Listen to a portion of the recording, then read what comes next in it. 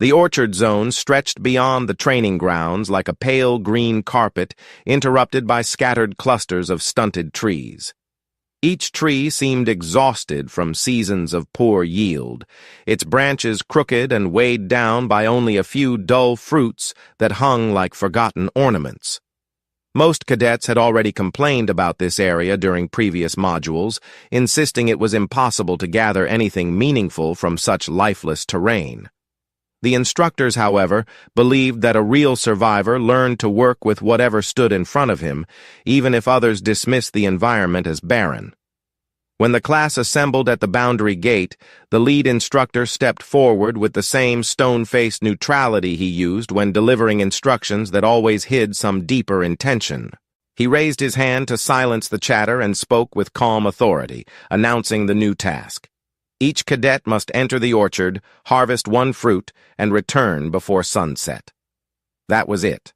No further explanation, no hidden catch, at least none stated openly. Most cadets exhaled in relief. After weeks of difficult, exhausting trials, this seemed almost insulting in its simplicity. One cadet joked that the instructors had run out of ideas and were giving children's tasks now. Another cadet smirked and said he could finish the assignment in 3 minutes. A few stepped forward eagerly, ready to begin, treating the whole thing as if the orchard was nothing more than a glorified snack break. The instructor watched the rising enthusiasm with an unreadable gaze, but Elias noticed the slight twitch at the edge of his mouth, something that looked suspiciously like a suppressed smile. That alone made Elias pause. The instructor never smiled unless a test contained some unspoken complexity that would reveal who understood survival and who simply followed orders blindly. Elias adjusted the strap of his kit and waited as the gate opened with a hydraulic groan. The cadets rushed inside, scattering immediately toward the nearest visible fruits. Some reached for the low branches without even checking if the fruit was ripe or edible. Others ran in deeper, trying to be the first to come back and show off. Elias stepped into the orchard last, letting the gate close behind him. As the landscape spread out in front of him, he inhaled the dry, dusty air and felt the faint sweetness that drifted from the trees. It was subtle, almost invisible to someone who had never paid attention, but he recognized the scent of sap carried by the warm breeze. That scent alone was enough to confirm his suspicion. The orchard was not as simple as it appeared. He walked along the edge of the nearest tree and traced his hand along the bark, feeling the roughness and the pattern of tiny cracks that revealed moisture trapped inside. The fruit hanging above him looked unappealing, its skin wrinkled and slightly gray on one side. Almost every cadet would have plucked it without hesitation and declared the mission complete. Elias, however, crouched down to inspect the roots. He noticed that the soil at the base was slightly softer, retaining more water than the surrounding ground. A tree that held moisture in a dry area rarely produced just one type of edible resource. It meant the tree had adapted over time, creating additional survival pathways: sap, shed bark, dropped seeds, or hidden fruit clusters near the trunk. He looked deeper and found exactly that: a small pile of unripe fruits buried under fallen leaves, likely knocked down early by wind. None of those were suitable for eating, but the presence of multiple stages of fruit growth told him something important. This orchard had layers of production, not just surface-level offerings. Elias stood up and looked around.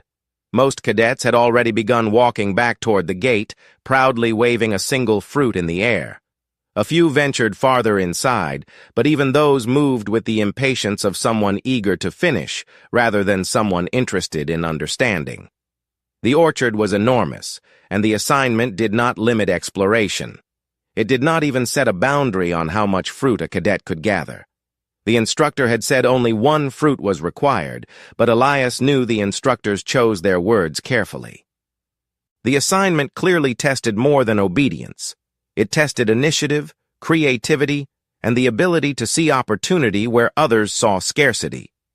With that thought, Elias took a deep breath and continued deeper into the orchard. The further he walked, the more the orchard changed. The trees grew slightly taller, their trunks thicker, and the fruit clusters more concealed. He noticed scratch marks on some branches that suggested local wildlife visited this area at night to feed. If animals found enough nutrition to survive here, then the orchard was far richer than the cadets believed. He examined the ground, spotting tiny pellets of hardened sap near the roots. When he pressed one between his fingers, a faint, sticky sweetness coated his skin. This confirmed it. The trees produced a resin that could be collected and concentrated. A breeze shifted overhead, stirring the highest branches. Elias heard the soft clatter of loose pods, followed by the rustle of leaves as more unripe fruit dropped. He smiled. Gravity and wind worked together to reveal where the heaviest clusters were located. He followed the sound until he reached a clearing where 3 trees leaned inward, as if sheltering a secret. Hanging high above were dozens of fruits, still green but growing in tight groups. He traced the shadows on the ground to see where the sunlight concentrated most strongly, and he realized that in a few hours the fruits in this area would heat up enough to release the aroma that confirmed ripeness. While this would not matter to cadets looking for a single fruit, it mattered immensely to someone who intended to do more. He knelt on the ground, brushed away leaves, and studied the soil composition. It was slightly darker here, richer, and better at retaining moisture. The orchard had a natural gradient of fertility, something no one had noticed because so few ventured beyond the first row of trees. Elias felt a ripple of excitement. The instructor had given a simple command, yes, but the orchard itself was a complex environment waiting to be understood. If he could map its logic, he could gather enough fruit to not only complete the assignment, but also solve a larger problem: how to sustain oneself when food sources were inconsistent. As the sun climbed higher, Elias stood and wiped his hands on his trousers. The orchard murmured with quiet life around him, not loud or obvious, but present in the way leaves shifted and branches creaked softly. He felt the same familiar sensation he experienced at the start of every meaningful test, the feeling that the true challenge was hidden beneath layers of assumption. The instructor wanted each cadet to show how he approached a task that seemed beneath him. Some cadets showed speed, others showed compliance. Elias intended to show understanding. He walked forward with a growing sense of purpose, determined to learn everything the orchard had to teach before deciding how much one fruit was truly worth. Elias moved deeper into the orchard with a steady pace, guided not by haste, but by curiosity. The clearing he had discovered offered only the first hint that the orchard concealed patterns invisible to the cadets who rushed through it. He wanted to learn how these patterns connected, because every environment operated under some hidden structure, and once a person understood that structure, he could predict where resources appeared and how to use them. The orchard was no exception. As the shifting sunlight filtered through the crooked branches above him, Elias let the sounds, scents, and textures of the place guide him further inward. He stopped near a cluster of trees whose roots intertwined like veins under the soil.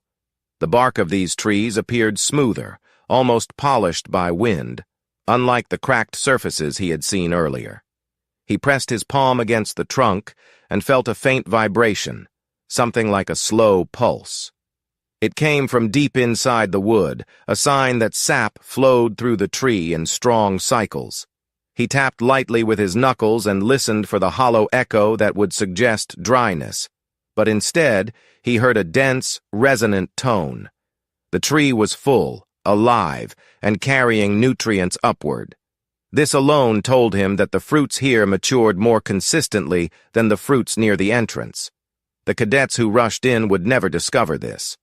They believed the orchard was uniform, when in reality it was a mosaic with zones of varying fertility. He walked around the tree and paused when he noticed claw marks trailing along the bark.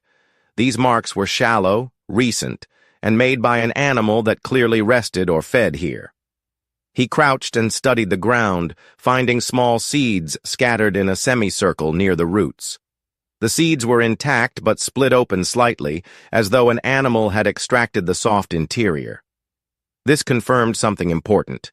Even unripe fruit in this area held enough nutritional value to satisfy local wildlife. If the fruit was appealing to native animals, it meant the fruit contained sugars or proteins that concentrated during early growth stages. That made the mature fruit even more nutritious. He picked up one of the seeds and rolled it between his fingers. It had a waxy texture, which indicated that the fruits of this zone stored moisture differently from the shriveled pods near the entrance. As he rose, he noticed a faint shimmer near a low branch. Sap had seeped from a small crack in the bark and formed a droplet that glistened in the sunlight. He touched it with his fingertip, and the syrup clung to his skin. When he tasted it, a burst of sweetness spread across his tongue, followed by a mild bitterness that hinted at how the sap could be refined. He closed his eyes for a moment, savoring the sensation. The orchard offered far more than fruit. It offered sap that could be concentrated into syrup, seeds that could serve as emergency rations, and bark that could be stripped for fibers. The environment was practically an open pantry disguised as a barren training ground. Elias moved on until he reached a slope that overlooked the lower half of the orchard. From this vantage point, he saw patterns that were impossible to notice from ground level. The trees grew in curved lines, forming gentle arcs that repeated across the terrain. He traced these arcs with his eyes and realized they followed the path of seasonal water flow. During rains, water would pool in the lower areas and feed the deeper roots of the trees, creating pockets of enhanced fertility. The instructors must have known this. Perhaps this test was designed to see which cadet recognized that natural environments rarely behaved in straight lines. He knew the others would never climb high enough to notice these curves. Most had already completed the task and returned, convinced they had succeeded. Elias let out a quiet breath, not out of contempt, but out of certainty that the orchard was meant for something more complex than a simple harvest. He descended the slope, following one of the water arcs until he reached a shaded grove. The temperature shifted here. The air felt cooler, heavier, and almost damp. Moss grew along the bases of the trees, and patches of soft ferns had sprouted between stones. This was the orchard's moisture cradle, the place where water persisted longest. He knelt beside the moss and pressed his fingers into it. The moss compressed like a saturated sponge, releasing tiny droplets between the strands. He touched the nearest stone and felt the coolness radiating from within. Fruits in this zone would develop differently, absorbing moisture and concentrating flavors more intensely. If he wanted to gather the most valuable harvest, this grove held the richest potential. He studied the branches overhead. The fruits here were fewer than in the previous cluster, but each one looked plump, smooth, and heavy. The skin was taut, shining faintly under the dappled light. He approached one tree and inhaled near the fruit. A rich aroma drifted from the surface, sweet, fresh, and slightly acidic. This scent signaled ripeness. He gently pressed the fruit with his thumb and felt the give of soft flesh beneath the skin. It was perfect. He gently twisted it free, but instead of pocketing it, he set it aside on a patch of grass. He had no intention of ending the assignment here. Taking one fruit would be a waste of everything he had begun to understand. He moved deeper into the grove to inspect another tree. This one bore fewer fruits, but sap dripped steadily from a notch near the base. The sap formed a small pool that had hardened around the roots. He scraped a fragment of the hardened resin with his knife and held it up to the light. It glowed amber, catching sunlight in its smooth surface. When heated, this resin would liquefy again, and when reduced, it would form syrup. He smiled slightly, realizing he had just discovered the orchard's largest hidden asset. Fruit was the obvious reward. Sap, however, represented long-term sustenance. Even a small amount of resin could be processed into something that lasted far longer than fresh fruit. He stood, stepped back, and surveyed the entire grove. The orchard was divided into zones of increasing potential: dry zone, fertile zone, moisture cradle. He needed to map each one and understand the unique resources of all three. The fruits near the entrance were easy to find, but low in quality. The fruits in the fertile zone grew in clusters, but required time to ripen properly. The fruits in the moisture cradle were rare but rich in flavor and value. Meanwhile, sap existed across all zones in varying concentrations. If he positioned himself carefully, he could gather not only fruits, but also sap and bark fibers for carrying materials. The orchard was not a place to complete a task quickly. It was a place to build a system. As the sun drifted higher, Elias continued walking, feeling the story of the orchard unfold beneath his feet. Each step revealed new insights. How the trees leaned toward morning light, where the ground dipped to collect dew, how the breeze funneled between branches to help pollinate blossoms. The orchard was not random. It was a functioning ecosystem, and he needed to treat it with respect and intelligence. He paused beneath another tree, listening to the quiet rustle above him. A cluster of small berries hung between the branches, hidden under a fan of leaves. He reached up and pushed the leaves aside. The berries were tiny, deep blue, and coated with a powdery bloom. He touched one and found it firm, ripe, and cool from the shade. These berries were not mentioned in the instructor's manual, which meant they were either overlooked or unknown to the cadets. He tasted one cautiously. A burst of sweetness filled his mouth, followed by a tangy aftertaste. These berries could be dried easily, stored without spoilage, and used as energy food during harsher trials. He collected a handful and set them aside with the fruit he had already gathered. He continued exploring until he reached the far edge of the grove, where the orchard opened into a narrow ravine. A dry stream bed cut through the center, lined with smooth stones. This stream bed served as the backbone of the orchard, guiding water during seasonal rains. Elias followed the curve of the stream bed until he reached a bend where sunlight pooled in a concentrated patch. The stones here were warmer, and the tree roots exposed along the ravine wall absorbed this warmth into the soil. Warmth encouraged sap flow, making this spot ideal for tapping. He brushed the bark gently and saw a bead of sap forming even as he watched. The orchard had hidden wealth everywhere, as long as someone took the time to look.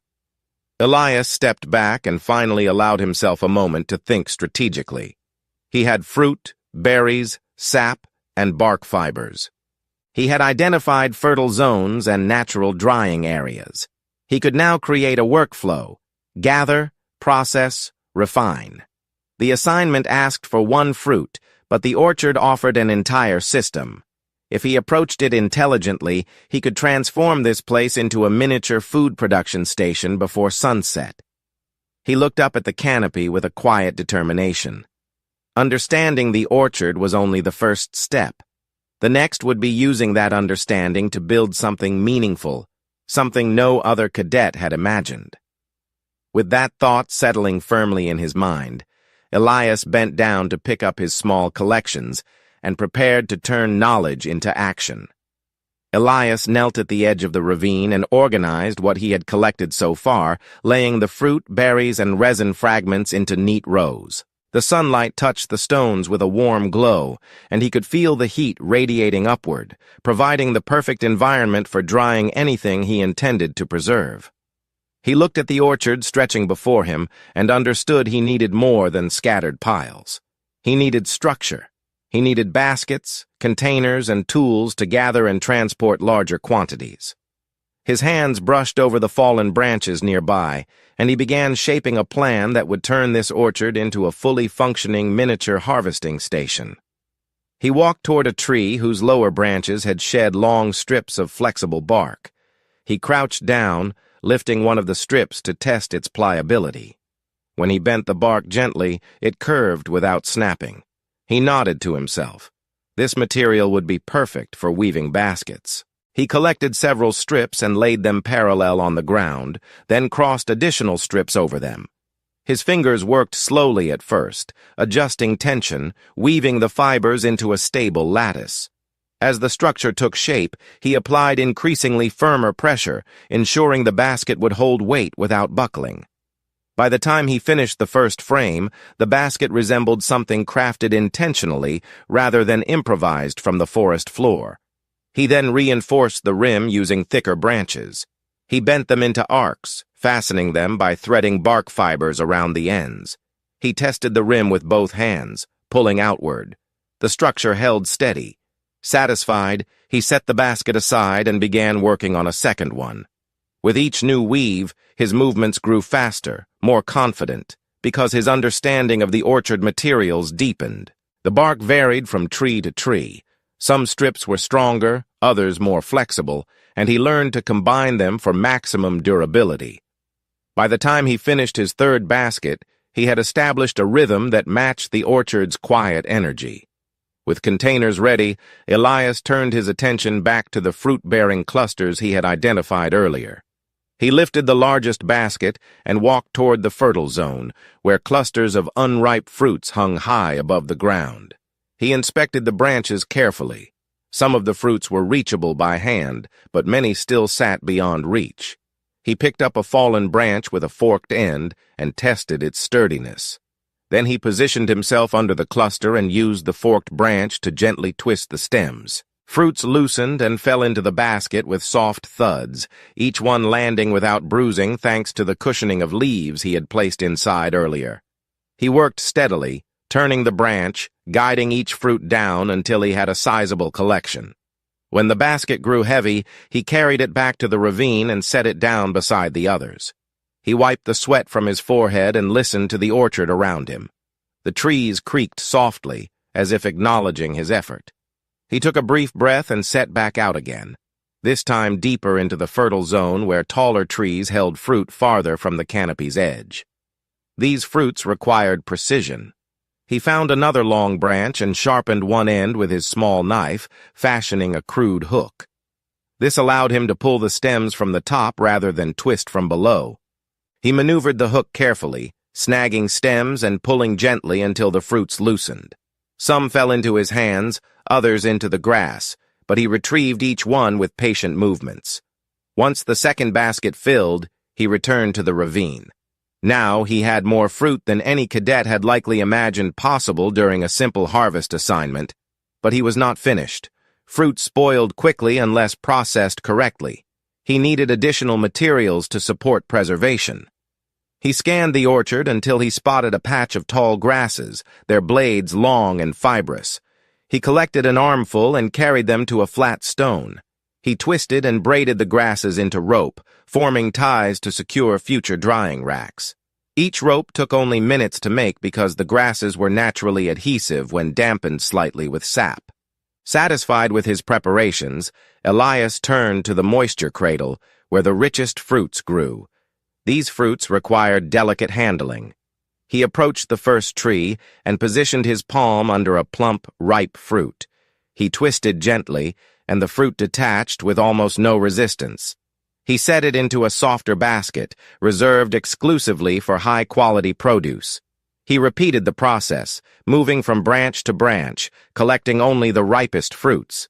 He treated each one as if it were the most precious item he would collect all day, because in truth, these were valuable due to their density of flavor and moisture. When the basket filled, he carried it back and placed it carefully beside the others. He stood for a moment, feeling the weight of the orchard's bounty gather around him. He had fruits of varying ripeness, berries ready for drying, and resin for syrup. But one critical material still needed to be prepared: the sap itself. He walked to a tree where sap beads glistened along a crack. He used his knife to make a shallow, controlled incision in the bark, ensuring he did not harm the tree. He positioned a curled piece of bark beneath the incision to catch the sap as it dripped. Slowly, the golden liquid gathered into the makeshift cup. He waited patiently, rotating the container when needed to prevent overflow. Once he had collected enough sap, he transferred it into a second bark container, reinforcing the edges with rope to prevent spills. He repeated the process with 2 more trees until he had enough sap to begin reducing it later. Returning to his gathering site, he inspected the materials. He now had baskets full of fruit, berries, resin fragments, and sap containers. But the operation was far from complete. He needed to sort and organize everything so that processing later would be efficient. He separated the fruits by ripeness, placing the softest ones aside for immediate use. He sorted the berries by size, ensuring consistent drying times. He arranged resin pieces into piles based on hardness. The sap containers he positioned in the shade to prevent premature crystallization. With materials sorted, Elias turned his attention back to the orchard. He knew the instructors expected cadets to complete the task quickly, but he operated on a different philosophy. When presented with an environment rich in hidden opportunity, he refused to interact with it superficially. Every part of the orchard told a story, and each story offered a resource that could prove vital in future trials. Understanding was only valuable if applied, and application required effort, physical effort, strategic effort, creative effort. He scanned the orchard once more, ensuring he had not overlooked any useful material. His eyes caught sight of a fallen tree trunk lying partially buried among the roots of another tree. He walked toward it and examined the wood. The outer layer was damp and beginning to decay, but the inner core remained solid. He used his knife to carve off a section. The wood was lightweight yet sturdy, perfect for constructing a frame. He tested its flexibility and nodded to himself. This would be ideal for building the first structural components of his drying racks.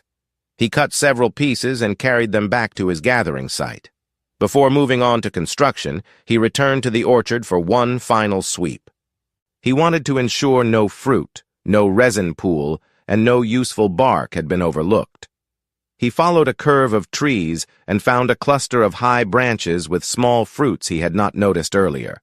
He climbed carefully, using a series of footholds naturally formed by knots in the bark. When he reached the branch, he balanced himself and inspected the fruit. It was firmer than the fruit in the moisture cradle, but more aromatic than those from the fertile zone. These fruits would be ideal for drying because their flesh had lower moisture content. He picked several and lowered them in his shirt, tied at the bottom to form a temporary pouch. Once he descended, he added these fruits to the drying pile. Now he had everything he needed to begin building the racks in the next stage. The orchard no longer appeared barren. It had transformed into a thriving resource system, capable of feeding an entire camp if managed well.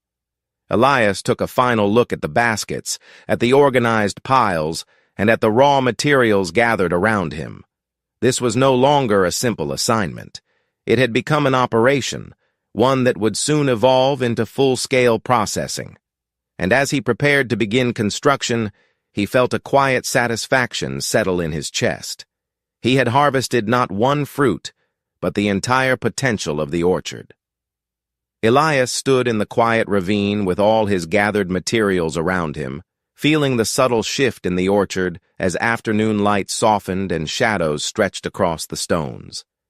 This was the moment when the work changed from gathering to transforming. Fruit alone meant little unless preserved properly, and sap was only a sticky liquid unless processed into syrup. He needed to convert raw resources into long-lasting food, and that required structure, heat, airflow, and deliberate craftsmanship. He took a deep breath, rolled his shoulders, and began shaping the environment around him into a functioning drying station. The first step was building the drying racks. He examined the carved wooden pieces he had collected earlier, testing each one for balance and strength. The wood was slightly curved, which made it suitable for cross-beams that needed to support the weight of fruit slices. He arranged several pieces on the ground to form the base frame. Carefully, he aligned them in a rectangular shape, then secured the joints with braided grass rope. He tightened each knot with deliberate pressure, ensuring the frame would not collapse when loaded. Once the base was stable, he added vertical supports. These needed to be tall enough to catch sunlight, but not so tall that wind could topple the rack. He drove each support into a crevice between stones, wedging them securely. When he pulled on the frame to test it, it held firm. Next, he wove strips of bark across the top of the frame, forming a grid where fruit slices could be laid out. He worked patiently, adjusting tension in each strip so the final surface would support the fruit evenly. When he pressed on the woven grid, it flexed slightly, but did not sag. Satisfied, he reinforced the edges with additional rope, tying knots that wrapped tightly around the frame. The structure resembled something far more deliberate than a simple survival tool. It looked like a miniature outdoor kitchen crafted with precision. Once the first rack stood ready, Elias began slicing the fruit designated for drying. He selected the firmer fruits that held less moisture, knowing these dried more efficiently. Using his knife, he cut each piece into thin, consistent slices. The knife's blade glinted in the sunlight as he worked, and the aroma of freshly exposed fruit drifted into the air, mixing with the earthy scent of resin and bark. The slices were cool and slightly sticky, evidence of their natural sugar content.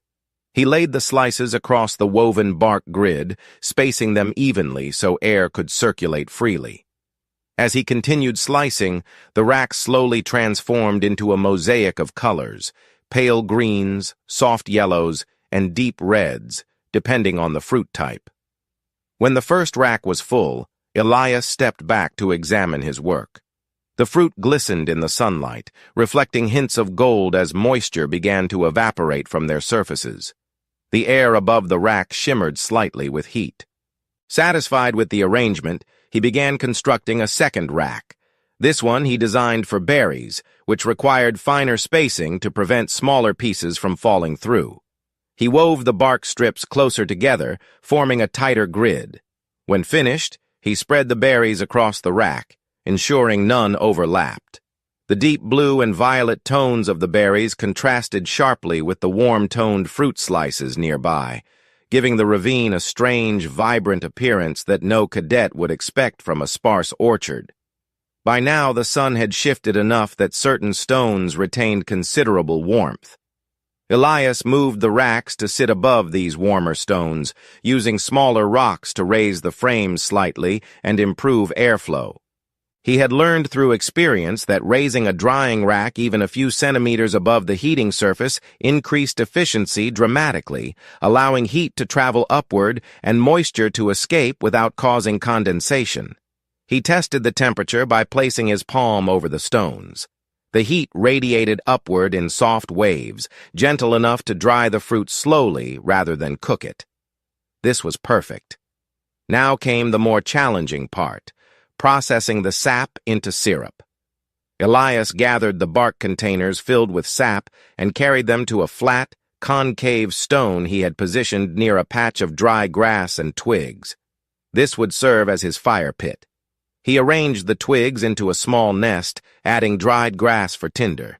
He used a stick and a fragment of hard bark to create friction, generating heat until the grass caught fire.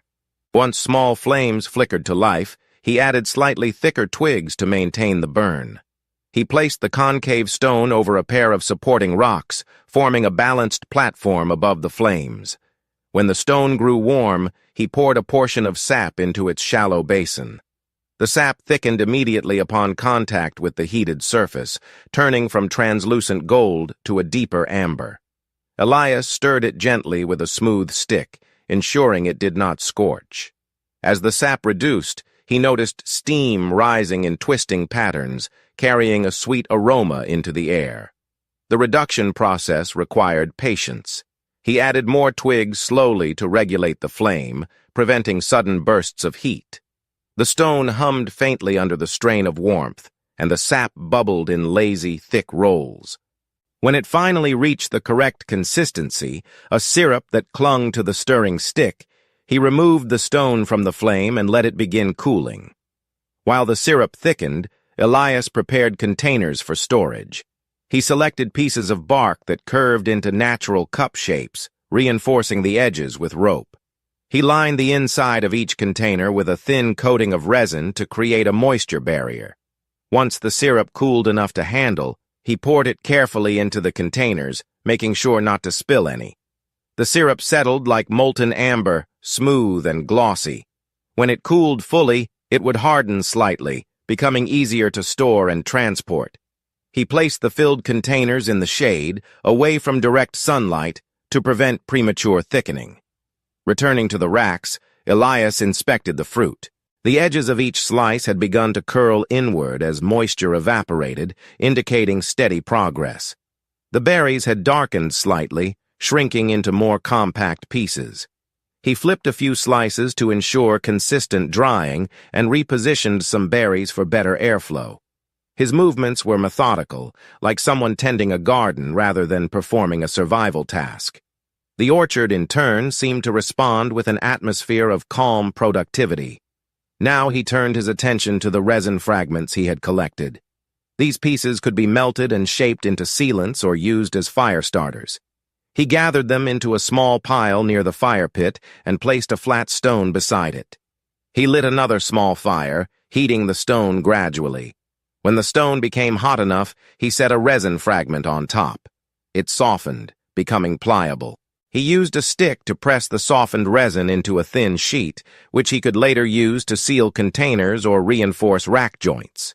He repeated this process until he had several resin sheets cooling on the surrounding rocks. The ravine no longer looked like an untouched grove, but a functional workspace. The racks stood aligned near the warm stones, fruits and berries drying under filtered sunlight. The fire pit glowed with soft embers, and the air carried a mix of scents: sweet fruit, warm syrup, and the earthy smoke of burning grass.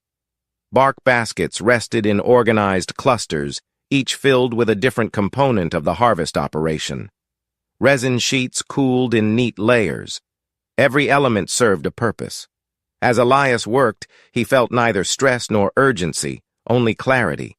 He had transformed an orchard into an efficient food processing zone, using nothing but natural materials and his understanding of how environments responded to human intention.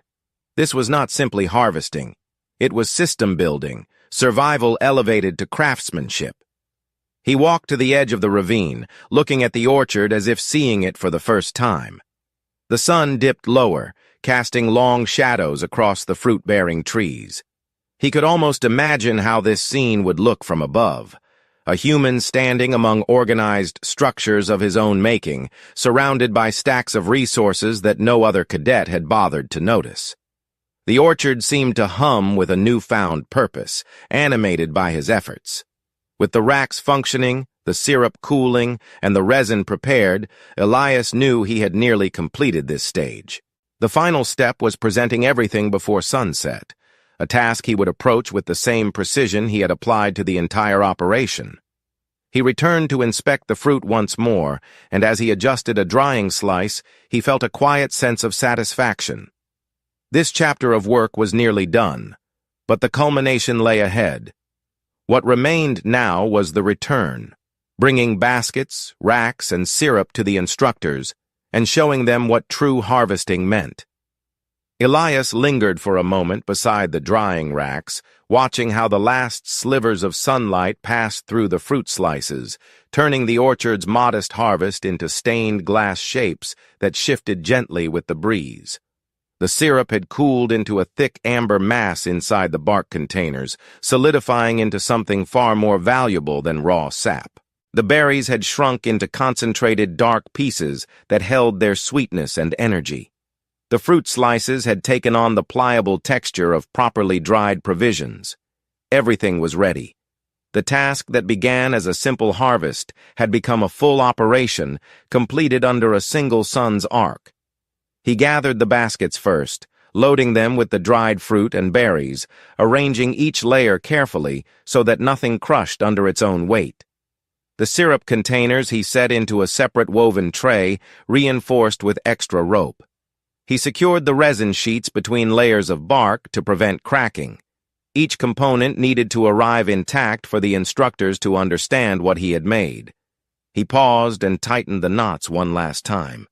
When he lifted the baskets and trays, he felt the weight settle through his arms. It was not a burden, but a statement, something he intended to present with the quiet confidence of someone who had transformed an assignment into a demonstration of capability.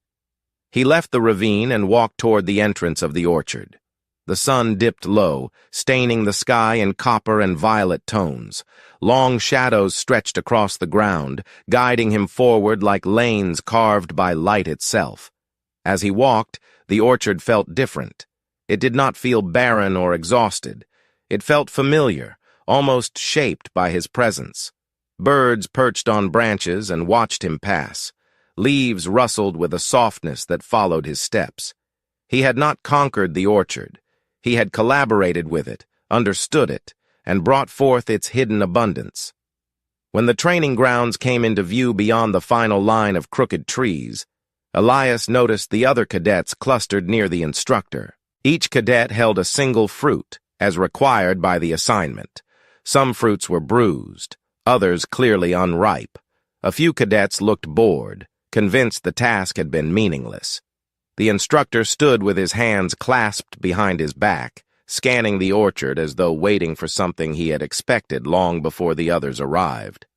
Murmurs passed through the cadets when Elias stepped out of the orchard, carrying baskets instead of one fruit. Several cadets exchanged confused glances. One whispered something under his breath, astonished by the sheer amount of materials Elias held. Another cadet shifted uneasily, clearly aware that the assignment had never restricted quantity, yet unable to understand how one person could gather so much. Elias did not look at them. His gaze remained focused on the instructor, who had stopped pretending to scan the orchard. The instructor's eyes fixed on the baskets. His expression gave away nothing at first. His posture remained rigid. His breathing remained steady. But Elias had observed him long enough to detect the subtle tightening of his jaw, the slight widening of his stance, and the faint crease forming on his forehead. These were the instructor's tells, the involuntary signs of someone witnessing a result far beyond expectation. Elias approached calmly, lowering the baskets onto the flat platform where cadets usually displayed their harvest. The sound of woven bark touching the wood echoed through the training grounds. The cadets fell silent. The instructor looked at the baskets, then at Elias, and then back to the baskets again. For a long moment, he said nothing. He reached into the first basket and lifted a dried fruit slice between his fingers. He examined its texture, its color, its evenness. He turned it toward the sun to inspect how thoroughly it had dried. Without a word, he placed it back with care. He moved to the next basket. Berries gleamed faintly, dried perfectly without burning or shriveling unevenly. The instructor lifted one to his lips, tasted it, and paused. A soft exhale escaped him, the closest thing Elias had ever seen to approval. The cadets behind him stared in disbelief. Next, the instructor examined the syrup containers. He touched the amber surface with the tip of his finger, feeling its thickness and consistency. He tapped the solidified top lightly, hearing the correct dull tone that indicated proper reduction. He lifted one container to weigh it, surprised by how much sap had been transformed. He set it down gently, as though handling something precious. Finally, he examined the resin sheets. He bent one carefully. It did not crack. Instead, it flexed the way properly refined resin should. It was a versatile material, useful for sealing, preserving, and binding. The instructor lowered the sheet and stepped back. Only then did he speak. His voice was calm, but the tone beneath it carried a weight that commanded silence even more strongly than usual. He asked Elias to explain his process. Elias described how he had observed the orchard, mapped its fertility zones, collected materials intelligently, built tools from available resources, and preserved the harvest long enough to make it useful beyond a single day. He spoke evenly, not proudly, simply recounting what he had done as though it were the natural extension of any thoughtful approach. When he finished, the instructor remained silent for a moment longer. Then the instructor offered a single nod, a gesture that carried more meaning than any lengthy commendation. He announced that Elias had not only completed the assignment, but expanded its purpose beyond anything written. He declared that survival was not about following instructions with minimal effort, but recognizing potential in every environment, adapting, and creating systems where others saw limitations. The cadets listened quietly, some with widened eyes, others with tightened expressions of frustration or admiration. Elias simply stood with his hands clasped behind him, accepting the moment without triumph. He had not worked to impress anyone. He had worked because the orchard demanded understanding, and he chose to meet that demand with clarity and intention.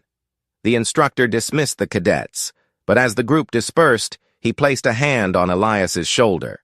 His grip was firm, steady, and carried a gravity that told Elias his efforts had not only been seen, but valued. The instructor did not praise him aloud. He did not need to. His presence communicated what words could not. Elias nodded once in acknowledgement.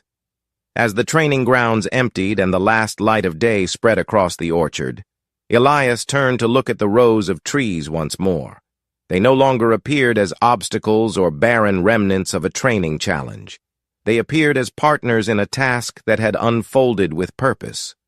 He felt a quiet satisfaction, a sense that he had not only learned the orchard's secrets, but left it better organized, more understood, more respected. He gathered the empty baskets and walked back toward the dormitories, the fading warmth of sunset brushing across his shoulders. His steps were steady. His breath was calm. He carried no regrets, no doubts, only the certainty that he had done what he believed was right. In that certainty, there was peace. The orchard returned to stillness behind him, its branches swaying softly, almost as though bidding farewell to the person who had seen its true potential. And as the night settled in, Elias knew that future trials would demand even more of him. Yet he also knew that he was ready.